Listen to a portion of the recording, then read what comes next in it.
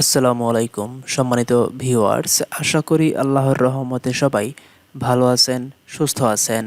আমাদের এই চ্যানেলের আরও একটি গুরুত্বপূর্ণ ভিডিওতে আপনাদের স্বাগতম। ভিউয়ার্স, আপনারা যারা এমপিওভুক্ত শিক্ষক কর্মচারী রয়েছেন, আপনাদের বেতন ভাতা নিয়ে ইতিমধ্যে একটি সুখবর প্রকাশিত হয়েছে, যেটি আমরা আজকের এই ভিডিওর মাধ্যমে আপনাদেরকে বিস্তারিতভাবে দেখানোর চেষ্টা করব। ভিউয়ার্স, আপনি যদি এই চ্যানেলের একেবারে নতুন হয়ে থাকেন তাহলে অবশ্যই চ্যানেলটি সাবস্ক্রাইব করে রাখবেন। ভিউয়ার, কথা না বাড়িয়ে চলুন দেখে আসি আপনাদের বেতন ভাতা নিয়ে সুখবর দেওয়ার সেই বার্তাটি। ভিউয়ার্স, আশা করি আপনারা দেখতে পাচ্ছেন, এখানে বলা হচ্ছে এমপিওভুক্ত শিক্ষকদের বেতন বৈষম্য দূর করা সহ একগুচ্ছ দাবি জানিয়েছে বাংলাদেশ শিক্ষক সমিতি।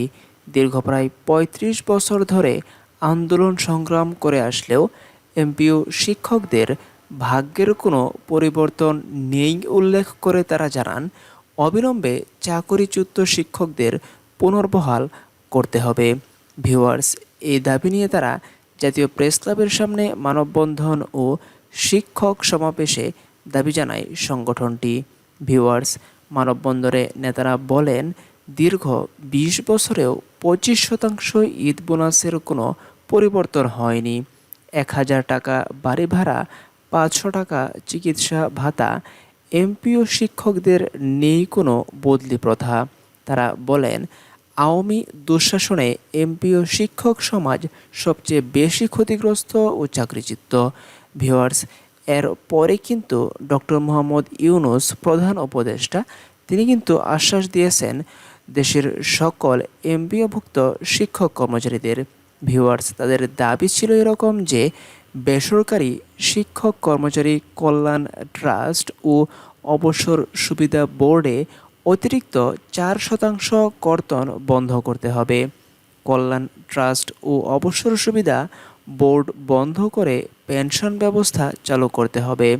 ভিউয়ার্স, মানববন্ধন ও শিক্ষক সমাবেশে প্রধান অতিথি ছিলেন বাংলাদেশ সংবাদ ফাউন্ডেশনের মহাসচিব সাইদুল হোসেন শাহেদ।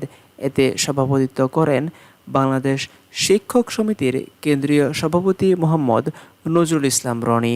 ভিউয়ার্স, এছাড়াও এখানে আরও যে কথাগুলো উল্লেখ রয়েছে সেগুলো হচ্ছে, মানববন্ধনে উপস্থিত ছিলেন বাংলাদেশ শিক্ষক সমিতির সিনিয়র সহসভাপতি, অতিরিক্ত মহাসচিব, সাংগঠনিক সম্পাদক, প্রচার সম্পাদক এবং আরও অনেকে।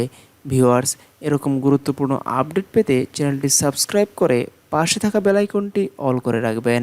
পরবর্তী ভিডিও আসা পর্যন্ত আশা করি সবাই ভালো থাকবেন, সুস্থ থাকবেন, এই কামনাই শেষ করছি।